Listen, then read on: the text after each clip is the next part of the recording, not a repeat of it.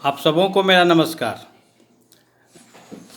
Friends, मैं पहले भी डिटेल्ड वीडियो साइबर क्राइम आदि पर और कैसे हम अपने डिजिटल पेमेंट्स में सावधानी बरतें हैं, क्योंकि आजकल आप देख रहे हैं कि प्रतिदिन हमारे कोई रिश्तेदार, फ्रेंड्स आदि किसी न किसी प्रकार के ये साइबर क्राइम यानी उनके एटीएम पास में है या एटीएम से पैसे निकल गए या कोई न कोई मैसेज आता है, उस पर वो कुछ वो लिंक खोलते हैं, उसमें उनका पैसा गया होता है। इस तरह के बहुत से फ्रॉड बढ़ रहे हैं। तो मैं आज फिर सोचा कि भाई कैसे हम अपने व्यूअर्स को इस बारे में थोड़ा और हम जागरूक करें।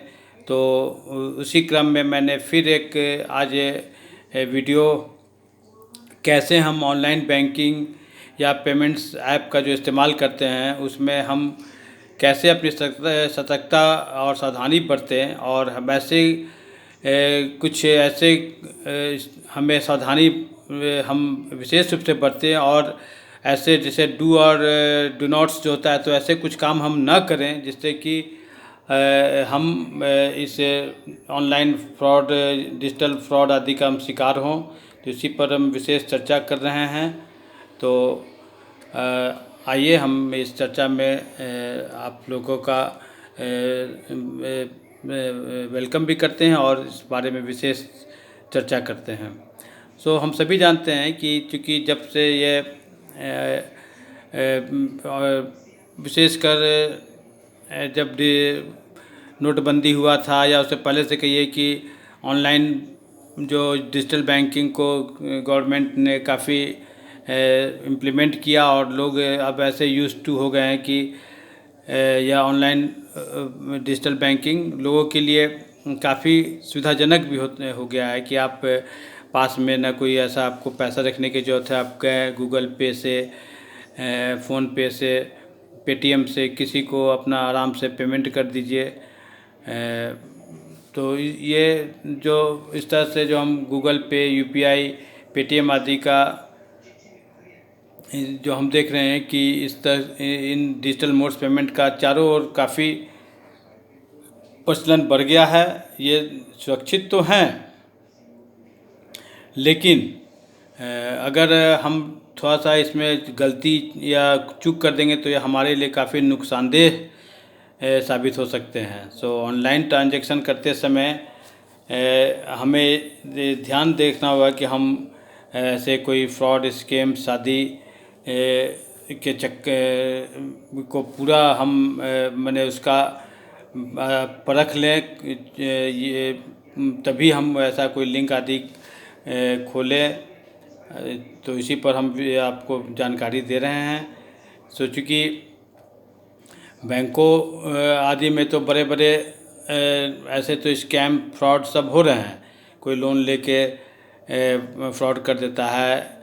कभी कभी आप देखते हैं बड़ी बड़ी कंपनियों को हैक करके उनसे बोला जाता है कि तुम ये कुछ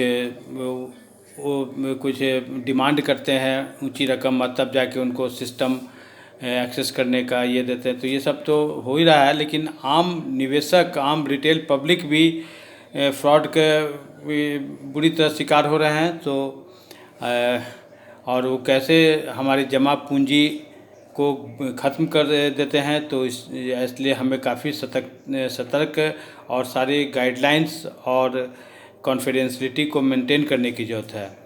सो हम जो ये बैंकिंग ट्रांजैक्शन जो हम करते हैं उसमें काफ़ी फ्रॉड की गुंजाइश होती है, और हमारी थोड़ी सी गलती के कारण पैसा एक खाते से दूसरे खाते में जा सकता है। कभी कभी हम जैसे फ़ोन पे में नंबर से हम फ़ोन नंबर से पेमेंट करते हैं, उसमें एक नंबर का ऊपर नीचे हो जाए तो गलत जगह वो पैसा चल जाएगा। उसी तरह OTP जो हमें आता है वो हमें कभी किसी बहुत उसमें कॉन्फिडेंशियलिटी मेंटेन करना है। सो ये हमें जानना है कि OTP आपके लिए बहुत ज़रूरी है, और कई बार हम OTP का बिल्कुल ध्यान नहीं रखते हैं। यही कारण है कि हमारे अकाउंट्स और डाटा की हैकिंग हो जाती है। और कभी कभी जो फ़िशिंग मेल जो आता है उस पर तो क्लिक हम बिल्कुल ना करें, क्योंकि वो जैसा हम खुलते हैं और उस पर जैसा वो क्या होता है कि उसका एक्सेस फिर अगला जो फ्रॉडस्टर्स के हाथ में चला जाता है, और फिर वो हमारे कोई भी डाटा जो उनके हाथ लग जाता है उससे वो हमारे बैंक अकाउंट को आसानी से खाली कर लेते हैं। तो आइए हम ऑनलाइन बैंकिंग के बारे में तो आपको बताएं कि हमें सावधानी बताएं, लेकिन हम कुछ ऐसे 7 चीज़ें हैं जो हमको नहीं करना है और उसको हमको नज़रअंदाज करना चाहिए। पहला उसमें है कि बैंकिंग ट्रांजैक्शन के लिए कभी पब्लिक वाईफाई आदि का कभी आप यूज ना करें। यह बहुत ज़रूरी है कि आप अपने पर्सनल नेटवर्क जो आपका है घर पर, आपका जो इंटरनेट है या मोबाइल का जो इंटरनेट है, मोबाइल डाटा, उसी का ही आप ऑनलाइन ट्रांजैक्शन में प्रयोग करें। ऑनलाइन ट्रांजैक्शन करने के लिए अगर आप पब्लिक वाईफाई नेटवर्क या इंटरनेट कनेक्शन अगर आप चुनते हैं तो आपकी पर्सनल डिटेल्स जो है हैकर्स के पास चली जा सकती है, और ऑनलाइन बैंकिंग ट्रांजैक्शन में आपकी लोकेशन से लेकर पर्सनल आईडी, पासवर्ड आदि जो आप इस्तेमाल करते हैं वो हो सकता है कि वो हैकर्स उसको एक्सेस करके आपको नुकसान दे। इसलिए बेहतर होगा कि आप अपने प्राइवेट नेटवर्क से ही ऑनलाइन ट्रांजैक्शन करें। तो सेकेंड चीज़ है कि पब्लिक चार्जिंग स्टेशंस पर कभी भी अपने मोबाइल को चार्जिंग न करें और उससे आप बचें। इसलिए ज़रूरी यह होगा कि आप फ़ोन को या तो घर पर चार्ज करें या अपने पर्सनल बैटरी बैकअप चार्जिंग का इस्तेमाल करें। ऐसा इसलिए कि पब्लिक चार्जिंग स्टेशन पर ये जो फ्रॉडस्टर्स हैं कई बार एक्स्ट्रा यूएसबी डिवाइस या अडेप्टर लगा देते हैं और वो आपके फ़ोन से डाटा हैकिंग और चुराने का काम कर सकते हैं। तो ऐसे इसलिए पब्लिक चार्जिंग स्टेशंस को हम अवॉइड करें तो काफ़ी अच्छा रहेगा। थर्ड में है कि गूगल से नंबर सर्च ना करें। कभी कभी क्या होता है कि हम किसी बैंक का कस्टमर केयर नंबर से करने के लिए हम गूगल सर्च करते हैं और गूगल हमें 5-6 ऐसा ऑप्शन देता है, और आजकल वो ऐसे ऑप्शन कुछ फ्रॉडस्टर्स अपने गूगल पर डाल देते हैं। इसलिए अच्छा होगा कि आप कस्टमर केयर आदि का नंबर सर्च करने के लिए वो बैंक की जो ऑफिशियल वेबसाइट है या उसके जो ऑथराइज्ड चैनल से ही वो नंबर निकालें। अन्यथा गूगल सर्च पर अगर आप गलत कस्टमर केयर में नंबर आप डायल करके गलत फ्रॉडस्टर के पास से डाटा जाने का डर रहेगा और हम इसके फ्रॉड के शिकार हो सकते हैं। चौथा जो काम आपको नहीं करना है वह है थर्ड पार्टी ऐप से आप दूर रहें। कई बार आपने सुना होगा कि गूगल और एप्पल स्टोर से कई ऐप्स को बैन कर दिया गया है, क्योंकि वो गलत ऐप्स होते हैं। और क्योंकि वैसे ऐप जो क्या होता है कि हमारे स्मार्ट वो कुछ ऐसे प्रलोभन दे के कस्टमर को अपना ऐप डाउनलोड करने के लिए कहते हैं, और वो डाउनलोड करने पर वो हमारे स्मार्टफोन से वो डाटा चुरा लेते हैं। इसलिए ज़रूरी है कि हम अपने गूगल प्ले या एप्पल प्ले जैसे ऑथराइज्ड स्टोर से ही कोई ऐप को डाउनलोड करें। कभी भी थर्ड पार्टी ऐप से आप बिल्कुल दूर रहें। कभी ऐसा आप थर्ड पार्टी ऐप से कोई ऐप डाउनलोड करें ही ना। और पांचवा जो है जो काम आपको नहीं करना वह है स्मार्टफोन में हमेशा अपडेट्स को आप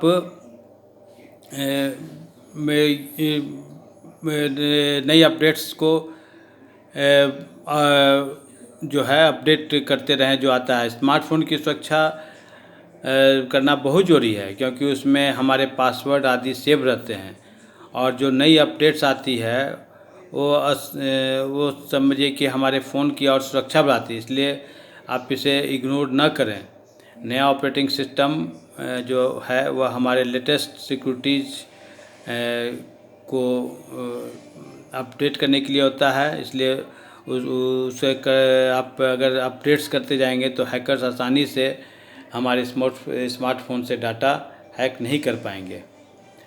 और छठा जो है, किसी भी लिंक पर बिना जांच के क्लिक न करें। जो मैंने चर्चा भी किया था कि आजकल बहुत से लोग फिशिंग ईमेल आपको भेजते हैं, एसएमएस भेजते हैं। तो ऐसे एसएमएस, ईमेल आदि के जरिए अगर आपके पास कोई लिंक आया है जिसमें वो कहते हैं कि भाई इनकम टैक्स से आपको रिफ़ंड है, चाहे आपको इतना लोन स्वीकृत हुआ है, और ऐसा करके वो कहते हैं भाई इस लिंक को आप क्लिक कीजिए। आप जैसे ही आप क्लिक करते हैं तो फिर आप तो कुछ डाटा मांगेंगे, और ऐसे करके आपको वो अपने मन वांछित आपका सारा डाटा लेके वो आपसे फ्रॉड कर सकते हैं। इसलिए स्पैम और स्कैम दोनों इस तरह के लिंक्स आजकल आ रहे हैं। सो आप कभी भी ऐसे लिंक को बिल्कुल क्लिक ना करें और ऐसे कोई प्रलोभन में ना पड़ें, क्योंकि इस तरह के लिंक से सबसे ज़्यादा असुरक्षित होते हैं। और काफ़ी लोग ऐसे फिशिंग ईमेल, फिशिंग एसएमएस आदि को क्लिक करके काफ़ी फ्रॉड की घटनाएं घट रही हैं। और सातवां है कि अपने जो OTP, वन टाइम पासवर्ड जो होता है, वो कभी आप किसी को शेयर ना करें, उसका आप खास ख्याल करें। हमेशा आप कोशिश करें कि 2 स्टेप वेरिफिकेशन आप का मोड चुनें। जैसे आप कभी भी हाल में कोई OTP, KYC जैसी जानकारी अपना किसी सोशल मीडिया प्लेटफॉर्म पर शेयर न करें, क्योंकि यह बहुत आसान तरीका होता है हैकर्स का आपकी पर्सनल जानकारी को चुरा लेने का। तो ये तो मैंने 7 चीज़ें जो आपको कहा कि don't do those all things, तो आप इसका ध्यान रखें।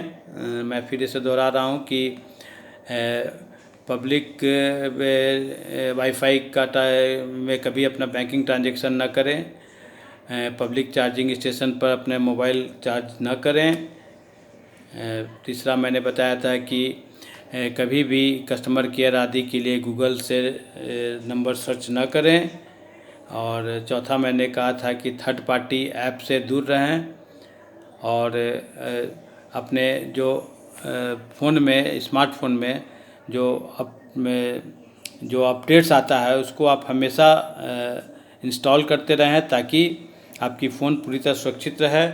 और सबसे अहम जो आजकल घटना घट रहा है, कभी भी जो आपका ऐसा कोई फिशिंग ईमेल या फिशिंग एसएमएस जो कुछ आता है, कोई लिंक आता है, तो उसको आप बिल्कुल ना खोलें, क्योंकि ये बहुत बड़ा अभी फ्रॉड इससे घट रहा है। और OTP को कॉन्फिडेंशियल रखें और उसका आप खास ख्याल करें। और ये जो 7 मैंने जो बताया, इसके अलावा आप अपना पासवर्ड जो है उसको बहुत परफेक्ट रखना है, क्योंकि पासवर्ड जो आप बनाएं सभी अकाउंट्स के लिए एक जैसा न बनाएं, उसको थोड़ा सा कठिन टाइप का पासवर्ड बनाएं। और कभी भी पासवर्ड किसी के साथ शेयर ना करें, कभी भी आसान पासवर्ड तो रखें ही ना।